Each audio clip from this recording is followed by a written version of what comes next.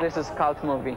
May the force be with you. And some people in line have seen it like 400 or 500 times. 7 times? 20-something times. Sometimes I just turn the TV off and run it through the stereo and listen to the sound. It's not a movie anymore. It's part of people. It's like part of history. Star Wars, une saga, un mythe, une trilogie vieille de 20 ans et un nouvel épisode, déjà 3e au box-office américain de tous les temps, derrière Titanic et une certaine guerre des étoiles. Mais Star Wars, c'est surtout une industrie milliardaire, des milliers de produits dérivés, des fans transis, votre meilleur ami qui ne parle que de ça. Ça arrive, ça approche, vous n'y échapperez pas, c'est la menace Star Wars.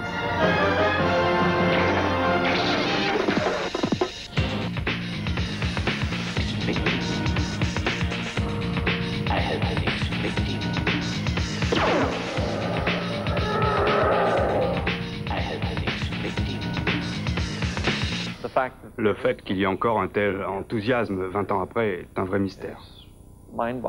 C'est difficile à comprendre. Hollywood Boulevard, Los Angeles, 7 avril 99, 6 semaines avant la sortie américaine de La Menace Fantôme, une poignée de fans s'installe devant le cinéma Le Chinese Theatre. À la tête des adeptes, un Australien de 21 ans, Lincoln Gasking.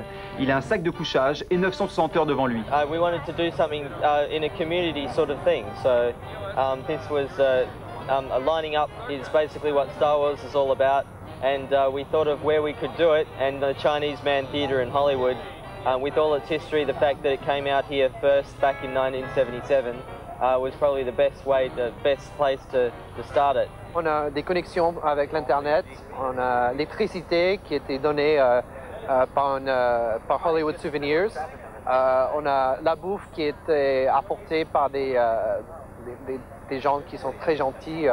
Donc c'est vraiment une communauté, on a créé une communauté. Ce sera le petit Woodstock, si vous voulez, pour un film qui a vraiment, je crois, changé la vie de beaucoup de personnes. Next week, the first fan from South Africa arrives. People coming from France, from London. There's a big team coming over from London, and like from Germany, Australia, more people coming from there, New Zealand, all over the world, people are coming in. Over 1,000 people are flying in for this movie. Au commencement, il y avait Dieu, un tout-puissant, un créateur. Son nom, George Walton Lucas Jr. Au milieu des années 70, à 30 ans, sans argent pour payer son loyer, il imagine des étoiles, une guerre, des robots, des Jedi, un univers, une religion. J'avais achevé American Graffiti, qui n'était pas encore sorti. Un des dirigeants des studios de la Fox avait vu le film et m'avait dit « J'aime beaucoup ce film, vous avez beaucoup de talent, qu'avez-vous fait d'autre ?» Je lui ai dit que j'avais un projet de science-fiction, une sorte d'épopée de l'espace. Je l'avais montré à d'autres studios, mais ils n'avaient pas été intéressés. C'était trop étrange à leurs yeux. Ils ne comprenaient pas. Alan Ladd Jr. gave George Lucas. À l'époque, Alan Ladd Jr., le président de la Fox, avait donné 10 millions de dollars à Lucas pour faire la guerre des étoiles. Alors il est parti faire son film, puis il est revenu au studio pour le montrer. Personne en fait ne savait vraiment ce que c'était, et on n'a pas eu le temps de se retourner, il y avait déjà la queue devant les cinémas. Après la sortie d'American Graffiti, j'étais un des réalisateurs à la mode à Hollywood. J'ai déclaré que je n'acceptais pas le contrat et que je voulais le renégocier entièrement. Il faisait 100 pages. Je voulais tout ce que je n'avais pas encore. J'ai obtenu le droit de faire une suite et le droit de licence. Puisque j'avais les droits pour une suite, ils ne pouvaient pas mettre le projet de côté et l'oublier dans un coin. Je contrôlais le fait que d'une façon ou d'une autre, quel que soit le studio, je finirais par tourner les 2 épisodes suivants. Parce que je voulais finir l'histoire. Il s'est passé la même chose avec le merchandising. Je sentais que le studio n'allait pas promouvoir le film, qu'il ne ferait pas de publicité et que tout se casserait la figure. Si je détenais les droits de licence, qui correspondaient à cette époque aux affiches et aux t-shirts, cela suffisait à promouvoir le film, puisque tous les gens qui se promèneraient avec des t-shirts feraient de la publicité pour le film. Le merchandising et les droits du merchandising à l'époque, c'était rien par rapport à aujourd'hui. C'était une toute petite part du gâteau. Alors quand la Fox, je ne sais plus de qui il s'agissait, à lâcher les droits de merchandising, en fait, elle ne pensait pas avoir lâché grand-chose.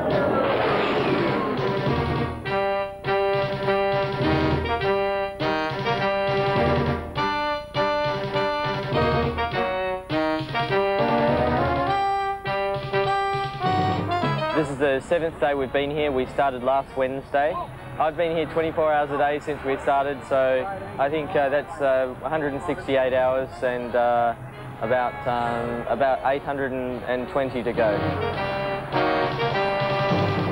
Les fans, c'est quelque chose, c'est ce qui a fait la puissance de Lucas, c'est notre clientèle, donc ils veulent un magazine, il faut quelque part quand même faire véhiculer une information.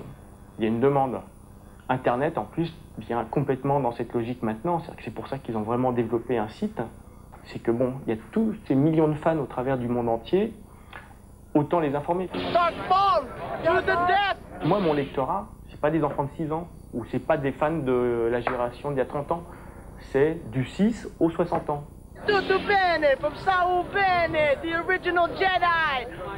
Phénomène incontrôlable, c'est incontrôlable. Et moi, ça me fait peur. Ça me fait peur parce que ça peut être...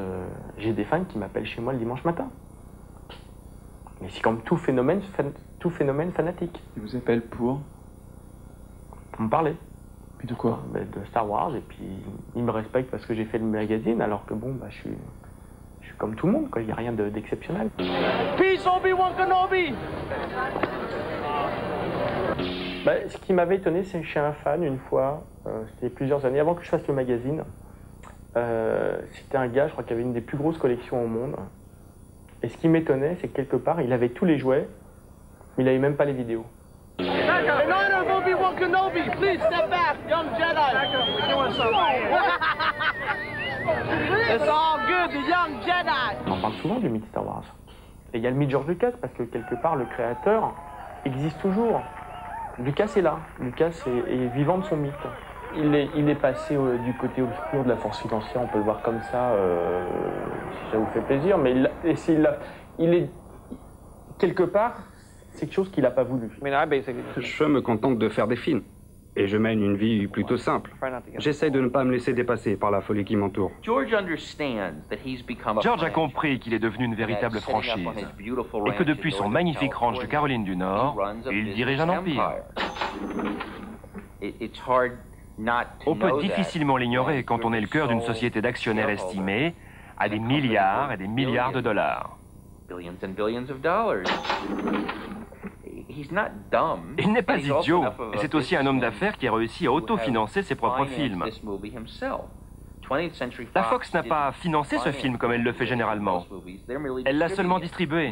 La plupart des bénéfices du film reviennent aux actionnaires de Lucasfilm, c'est-à-dire à l'actionnaire unique de la compagnie, George Lucas.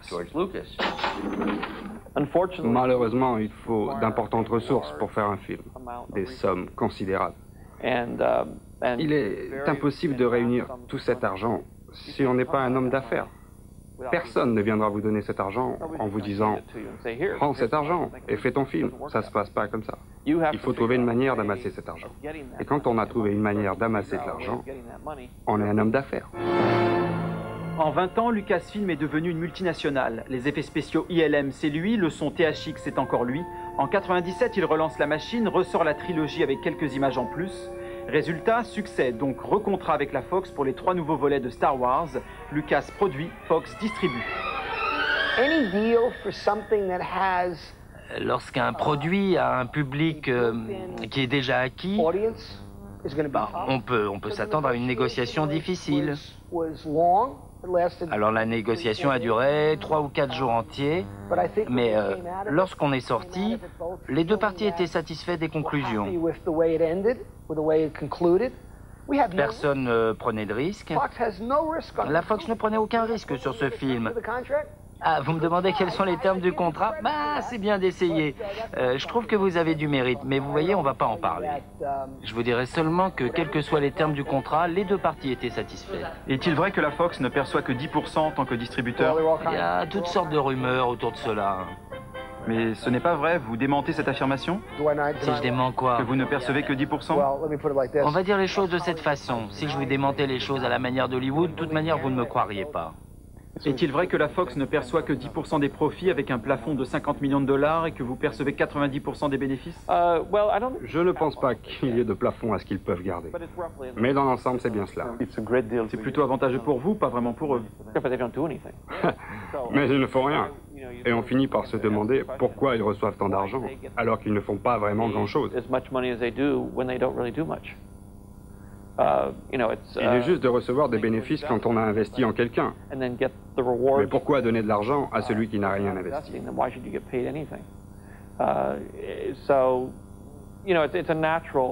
Vous savez, c'est l'évolution normale d'un cinéaste indépendant. La plupart des cinéastes indépendants agissent de cette manière. Et le contrat passé avec le distributeur dépend de l'intérêt de ce distributeur pour le film. S'ils ne veulent pas du film, on peut leur verser 30% des bénéfices. Mais s'ils le veulent vraiment, ce sera 10%.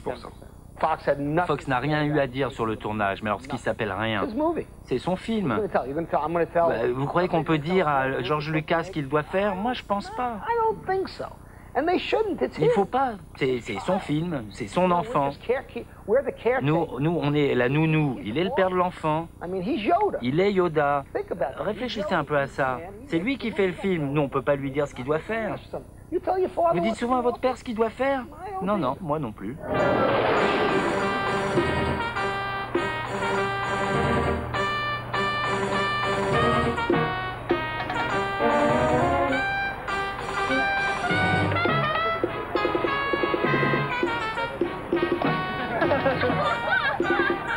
If George Lucas came to see us, wow, everybody would just go nuts, I'm pretty sure.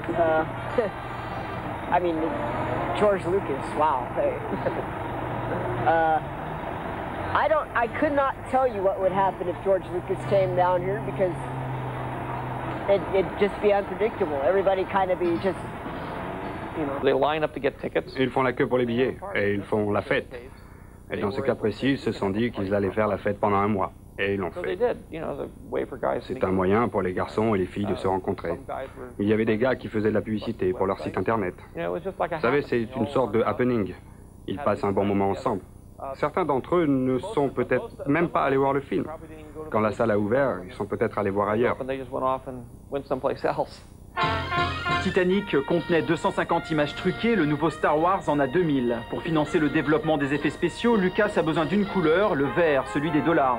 Livres, jouets, caleçons, moules à gaufres, les produits dérivés financent la guerre. Je finance mes films moi-même, depuis l'Empire contre-attaque, en 1980. J'ai pu le faire grâce aux licences pour les jouets. Francis Coppola possède une propriété viticole qui produit du vin, et c'est ce vin qui finance ses films. Les licences et les droits sur les jouets financent mes films. On ne gagne pas d'argent en faisant des films. Je ne pense pas que George Lucas tienne particulièrement à ce que mon fils et le vôtre possèdent des figurines de collection. Mais ces poupées sont des poules aux œufs d'or. C'est de l'argent facile. La firme Hasbro est venue lui dire « On vous propose 500 millions de dollars pour avoir le droit de faire des jouets pour vous. Vous êtes d'accord ?» Bien sûr qu'il dit oui. Il n'a qu'à signer, pas besoin d'établir des plans de vente. Tout ce qu'il a à faire, c'est compter l'argent.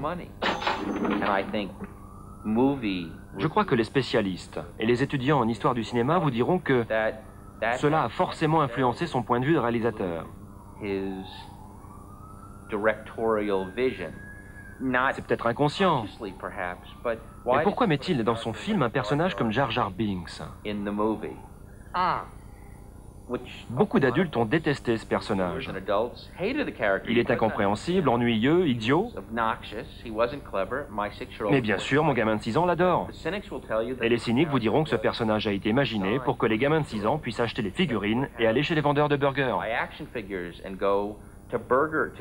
Mais ce n'est plus du cinéma, c'est du marketing. Oui, mais je crois qu'en toute bonne foi, George vous dira... Le personnage de Jar Jar a été conçu dans un esprit de bande dessinée. Il y a toujours un personnage de bande dessinée dans ces films. Auparavant, il y avait R2-D2 et 6PO. On parle de 500 millions de dollars minimum garantis en royalty pour Lucasfilm. C'est le chiffre qui circule assez régulièrement. Hasbro a donné 3 milliards de francs. Moi, je pense que c'est effectivement un chiffre qui doit être en ligne avec ce qui se fait, que ça peut paraître un montant énorme, ou important en tout cas. En même temps, il n'y a pas justement rien à côté. Il y a une saga, un truc qui est incroyable, qui s'appelle Star Wars, qui draine des foules, des passions, aussi bien auprès d'enfants que d'adultes.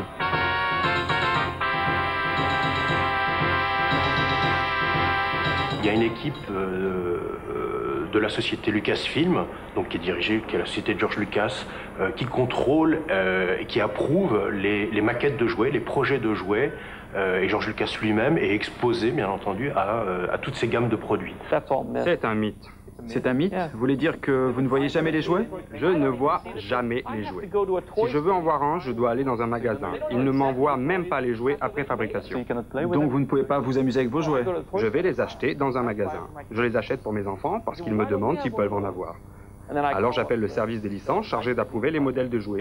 Et ils me disent, tout est chez Hasbro, on vous les envoie. Mais ça prend des mois parce que les jouets sont déjà partis chez les détaillants. Il est donc plus facile de courir les acheter chez le marchand.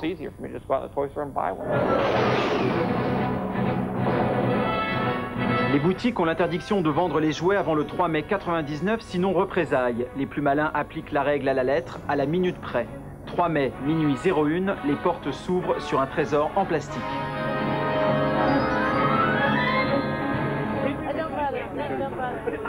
We're here to buy toys. Lots and lots of them.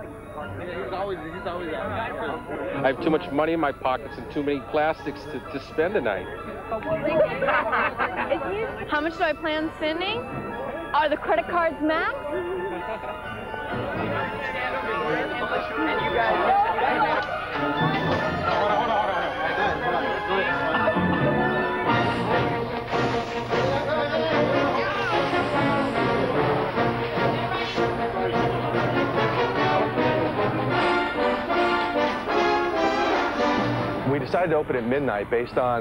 Nous avons décidé d'ouvrir à minuit compte tenu du succès du film, mais aussi parce que les jouets ne pouvaient être vendus qu'à partir du 3 mai.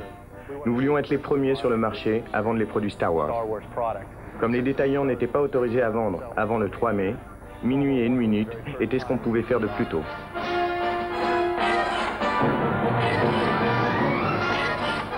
I have no idea what I'm getting.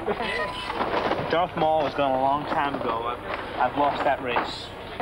We didn't spend any money on advertising. Nous n'avons rien dépensé en publicité, mais nous avons fait une annonce à la presse. Et les médias se sont chargés de faire le bruit dont nous avions besoin. Ils en ont parlé dans toutes les radios, télévisions, dans les journaux, et ça ne nous a rien coûté. Ça a été une journée aussi bonne que Noël. Une bonne journée, la meilleure de l'année en termes de vente. Nous avons fait autant de chiffres d'affaires durant cette première heure qu'au cours d'une journée habituelle dans l'année. 12 midnight to 1 a.m. were as much as we do in a normal day.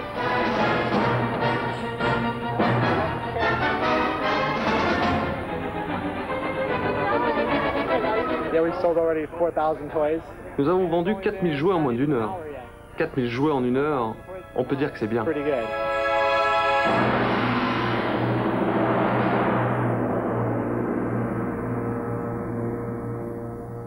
Les jouets Star Wars, je pense que ça s'arrêtera jamais en fait, parce que c'est devenu quelque chose qui est comment, c'est une pièce maîtresse de l'industrie du jouet aujourd'hui, en tout cas du jouet à licence.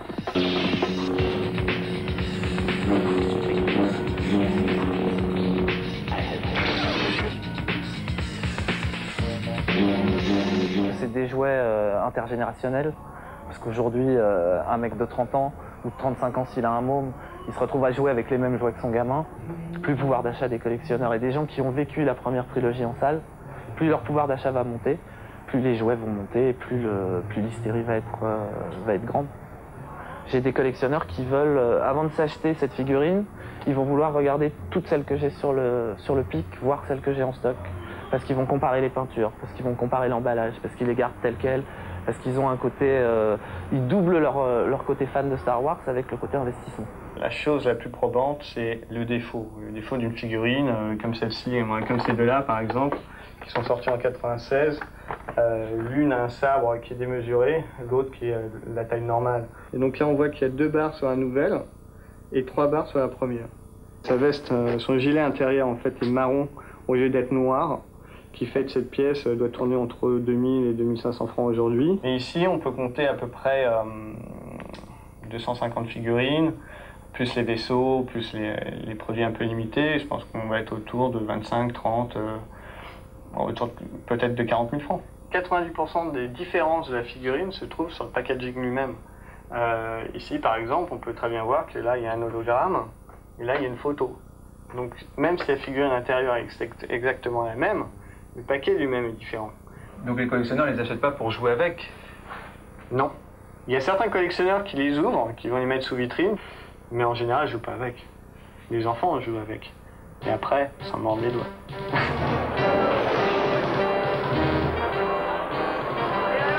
And then there also has to be someone, as many people as possible, keeping everyone orderly in our group of 70 or 80 people. People will be trying to blend in, they'll think that they can get away with it. We know everybody, so nobody's going to get through. Une semaine avant le retour des Jedi, le cinéma Le Chani Theater ouvre son guichet. 50 francs la place et encore 168 heures à tenir.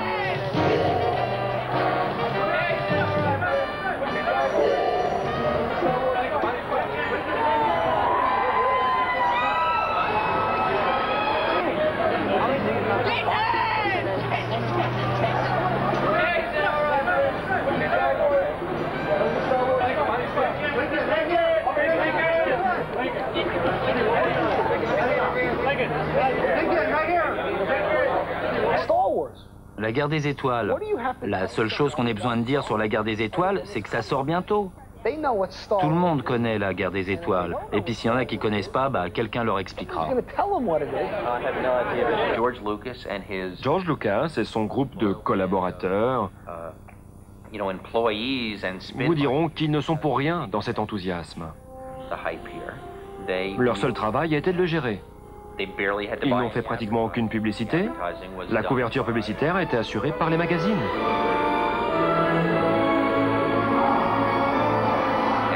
Mais aussi les accords avec Pepsi Cola, les boîtes de céréales, de hamburgers, de Kentucky Fried Chicken et autres. Et même s'il n'y avait rien eu de tout cela, je crois que le film rapporterait encore des centaines de millions de dollars au box-office. Nous avons contribué à cela, mais je ne crois pas que nous en sommes à l'origine. Avant la sortie américaine, Lucasfilm et le studio Fox ont imposé quelques commandements particulièrement rigides aux exploitants de salles. Vous refusez? Dommage, pas de film. Une des choses que nous avons demandé aux exploitants de salles, c'était que durant les 2 premières semaines du contrat, ils ne devaient pas passer de publicité avant le film. Nous leur avons demandé de ne passer que 7 minutes de bande-annonce avant le film. Nous leur avons demandé de ne donner aucune invitation durant les 8 premières semaines du contrat. Nous leur avons demandé un planning particulier. Pour les grandes villes, nous avons demandé 12 semaines d'exploitation. Pour les villes moyennes, 8 semaines. Et pour les petites villes, c'était 6 semaines. Je voulais assurer une durée minimum d'exploitation.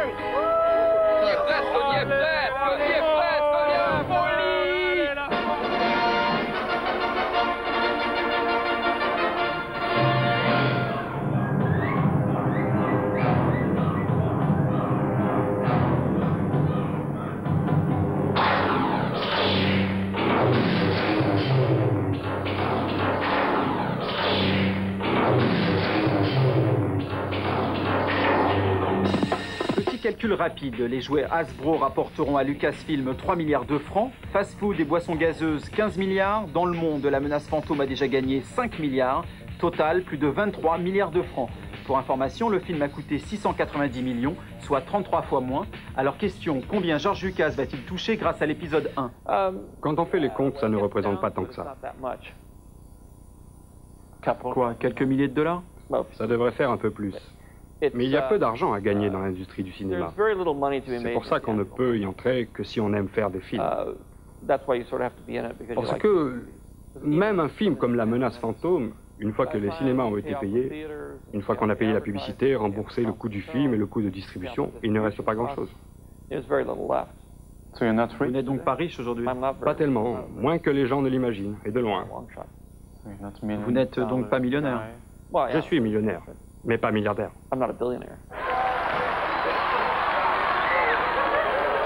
It's the best movie of all time! Woo! Yeah! Woo! too many computer graphics. No words to describe the experience. J'étais un peu déçue et puis, mais je regrette pas habiter sur Hollywood Boulevard pour 40 jours. You know, what are you gonna do tomorrow? Sleep. At the Star Wars Cantina, the weirdest creatures you've ever seen. At the Star Wars Cantina, music and blasters and old Jedi masters at the Star Wars. The Force will be with you. Always.